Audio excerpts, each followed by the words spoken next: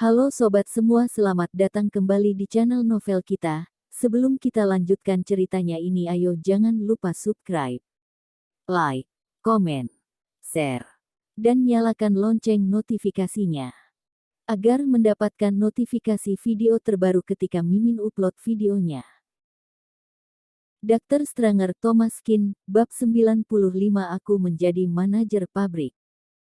Ketika Thomas Kin memutuskan panggilannya, ekspresi semua orang menatapnya menjadi sedikit aneh. Pandai sekali dia berpura-pura. Bukankah ini berlebihan?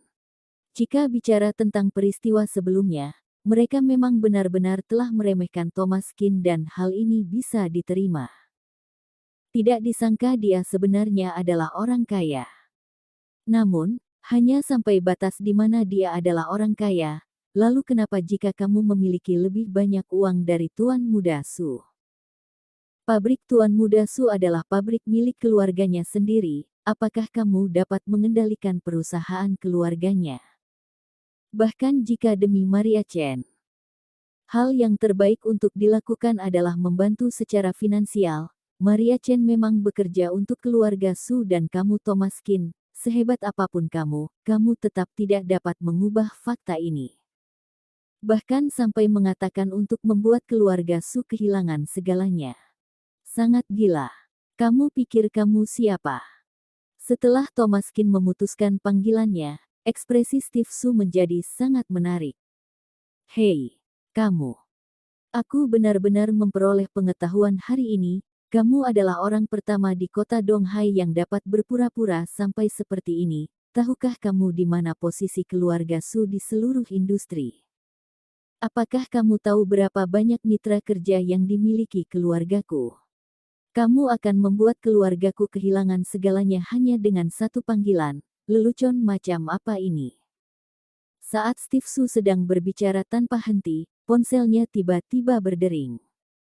Rangkaian nada dering yang cepat ini menyadarkan Steve Su.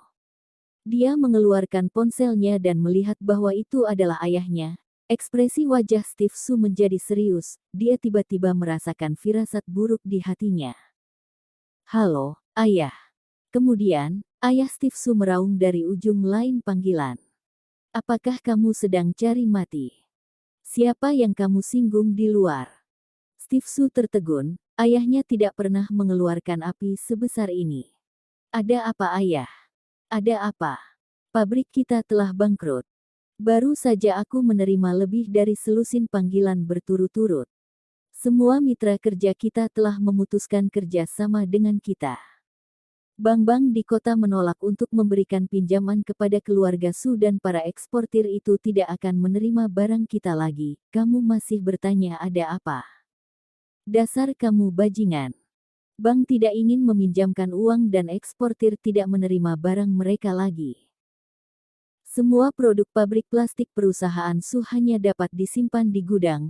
Rantai modal terputus, pihak bank akan segera mendatangi mereka untuk menyita pabrik mereka. Pabrik plastik perusahaan Su benar-benar telah hancur. Tiba-tiba pikiran Steve Su mengosong, ponsel di tangannya tidak dapat dia pegang dengan erat dan langsung terjatuh ke lantai.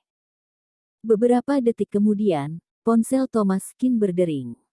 Halo.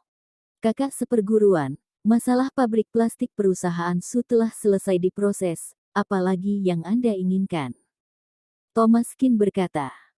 Setelah bank mengambil alih pabrik, berikan pabrik ini kepada ketua pimpinan di sana, namanya Maria Chen. Setelah dia yang mengambil alih, pabrik akan terus beroperasi seperti biasa. Baik. 2 menit setelah dia memutuskan panggilannya, Maria Chen menerima telepon yang memberitahukannya bahwa bank memintanya untuk menjalani prosedur pengambil alihan dalam beberapa hari ke depan dan bersiap untuk mengambil alih pabrik plastik perusahaan Ansu. Maria Chen tertegun, aku jadi manajer pabrik. Thomas Kin tersenyum dan berkata, betul. Karena di tempat ini kamu telah bekerja selama bertahun-tahun. Sepertinya kamu memiliki perasaan yang mendalam terhadap tempat ini. Lain kali aku akan meminta perusahaan besar Meng untuk menginvestasikan sejumlah uang agar kamu dapat memperluas skala pabrik ini. Maria Chen membuka mulutnya dan menatap Thomas Kin dengan matanya yang terbuka lebar. Terima kasih. Dia tidak tahu harus berkata apa saat ini. Saat dia datang pagi ini, dia hanyalah seorang pekerja wanita yang naik sepeda listrik dan yang akan dipecat dari pabrik. Dan sekarang, dia mengendarai Mercedes-Benz G dan duduk di kursi manajer pabrik di pabrik plastik terbesar di kota ini. Bukankah perubahan ini terlalu besar? Dr. Stranger Thomas Kin, bab 96 Yamanda Su. Steve Su terduduk di atas lantai. Pada saat ini dia mengerti bahwa Thomas Kin bukanlah seorang pecundang, dia bukan seorang dokter sembarangan. Melainkan dia adalah orang tidak boleh disinggung sedikit pun. Tuan Kin. Kak Kin. Tuan Kin. Aku salah sudah meremehkan orang lain, aku mohon kamu untuk melepaskan aku. Mohon untuk mengembalikan pabrik keluargaku. Aku mohon padamu. Steve Su tengkurap di atas tanah, dia terlihat sangat mengenaskan. Dia bagaikan seekor anjing yang sedang menggerakkan ekornya untuk diberikan belas kasihan. Semua teman sekolahnya menatap dia dengan tatapan kacau. Tetapi tidak ada orang yang bersimpati padanya. Mereka bertiga pergi meninggalkan tempat pameran mobil untuk mencari tempat untuk meminum kopi dengan menggunakan mobil baru. Maria Chen merasa takjub. Dia tidak menyangka setelah 10 tahun tidak bertemu, Thomas Kin ternyata berubah menjadi begitu hebat. Jelas-jelas dia hanya tidak kembali selama 10 tahun, akan tetapi dia bisa memiliki status diri seperti itu. Hal ini membuat orang-orang sulit mempercayainya. Pada awalnya hidup Maria Chen juga tidak baik, akan tetapi karena sekarang sudah memiliki pabrik ini, seketika dia berubah menjadi wanita kaya, sehingga hatinya merasa sangat senang.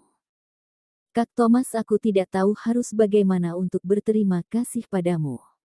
Aku dengar-dengar bulan depan akan ada konser Yamanda Su, bagaimana jika aku membelikan tiket konser untuk kalian? Thomas Kin tertegun dan dia terlihat kebingungan. Jangan-jangan Kak Thomas tidak mengenal Yamanda Su. Thomas Kin menggelengkan kepalanya, dia benar-benar tidak mengenalnya. Selama 10 tahun ini dia terus belajar bersama sang guru. Meskipun dia juga sering turun gunung dan juga ada menggunakan komputer, ponsel dan mobil, tetapi dia benar-benar tidak tahu mengenai artis-artis. Imelda Ye juga kehabisan kata-kata. Yamanda Su benar-benar sangat terkenal untuk saat ini, kapan lagi dia akan datang mengadakan konser di kota Donghai, entah kita bisa kebagian tiket masuk atau tidak. Maria Chen berkata, kamu tenang saja, aku mengenal ketua kelompok penggemar Yamanda Su, jika tidak bisa, aku hanya tinggal mengeluarkan uang lebih banyak saja. Sekarang ini dia sudah menjadi kepala pabrik dan pemimpin di industri plastik, tentu saja mengeluarkan lebih banyak uang itu tidak ada masalah. Thomas Kin juga tersenyum yang mengisyaratkan dia setuju. Setelah mereka bertiga selesai makan malam, mereka pun pulang ke rumah masing-masing. Begitu masuk ke dalam rumah, Thomas Kin pun mengerutkan keningnya. Sepertinya ada sebuah bau yang berbeda dari rumah ini. Bibi Feng. Bibi Feng berjalan keluar dari dapur dan berkata, Tuan muda sudah kembali ya, sudah makan belum? Jika belum, aku akan membuatkannya untukmu. Aku sudah makan, Bibi Feng. Apakah ada orang lain yang datang ke rumah? Bibi Feng berkata, Tuan muda, tadi ketika aku keluar, aku melihat seorang pasien berbaring di depan rumah kita. Aku pun memapah dia masuk ke dalam rumah. Bibi Feng berbicara dengan nada menyesal. Thomas Kin berkata, tidak apa-apa, perbuatan Bibi Feng tidak salah. Karena dia sudah mewarisi keahlian medis dari sang guru, tentu saja dia tidak mungkin tidak menolong orang lain yang sedang kesusahan. Bibi Feng, kamu urus pekerjaanmu saja terlebih dahulu, aku akan melihat dia. Thomas Kin berjalan masuk ke dalam kamar dan melihat seorang wanita yang mengenakan celana jeans dan hoodie merah muda sedang berbaring di tempat tidur. Melihat gaya berpakaiannya, seharusnya dia masih muda. Begitu tiba di depan dia menyadari bahwa wanita ini juga mengenakan kacamata hitam dan topi. Thomaskin tidak menyentuh dia melainkan hanya duduk di sisi ranjang sambil memeriksa denyut nadinya. Kulit wanita ini sangat bagus, tetapi suhu badannya sedikit rendah. Beberapa detik kemudian, Thomaskin menaruh kembali pergelangan tangan dia sambil menggelengkan kepala dengan tak berdaya. Bagaimana ini dapat disebut sebagai pasien? Jelas-jelas dia adalah orang mabuk. Tetapi hal ini juga tidak dapat menyalahkan Bibi Feng karena orang awam tidak dapat membedakan apabila ada seorang wanita yang berbaring di depan rumah orang lain itu sedang sakit atau mabuk.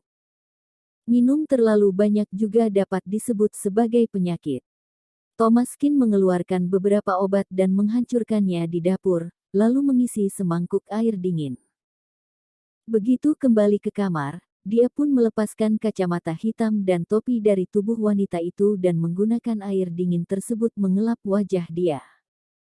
Jika orang lain melihat wajah ini pasti akan menjerit. Karena dia adalah Yamanda Su.